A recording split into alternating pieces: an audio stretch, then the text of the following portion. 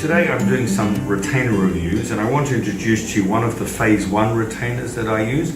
This is called a bionator. To open, there's a bionator to close. Now this young lady has a class 2 jaw with an open bite. So her phase 1 treatment involved developing the upper arch to make room for her teeth and then partial bracketing. So that's the end of phase 1. Have a look at those teeth. To maintain it, we use this retainer. So this retainer, look at the design. It's got a labial bow, right? It's got a ramp to keep that mandible forward to encourage more class 2 growth. We have acrylic covering the posterior teeth because I don't want the posterior teeth to erupt. For every millimeter the posterior teeth erupt, you're going to worsen the open bite and cause more class 2 backward rotation. So this is called a bionator. Now this bionator is designed to close the open bite, right? So it's called a bionator to close.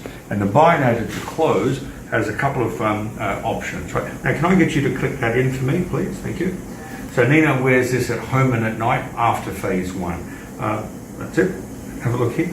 Can you see how there's nothing preventing the incisors erupting? So the incisors continue to erupt as the mandible is held forward. That deepens the bite. Just hit this way for me. And you see the acrylic on the posterior teeth, that's acting as a posterior bite plate.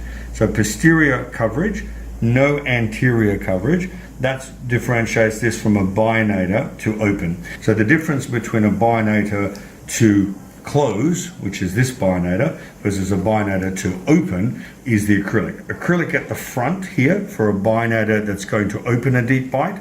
No acrylic for a bionator that's going to close an open bite. Both are used in class 2, right? So when I do lectures on phase 1, we have the class 3 phase 1s, which I use a Frankel. The class 2 phase 1s, I either use a bionator like this, which is to close for a high angle class 2, particularly the VME. For a deep bite, like a Div 2, after phase 1, I use a bionator to open.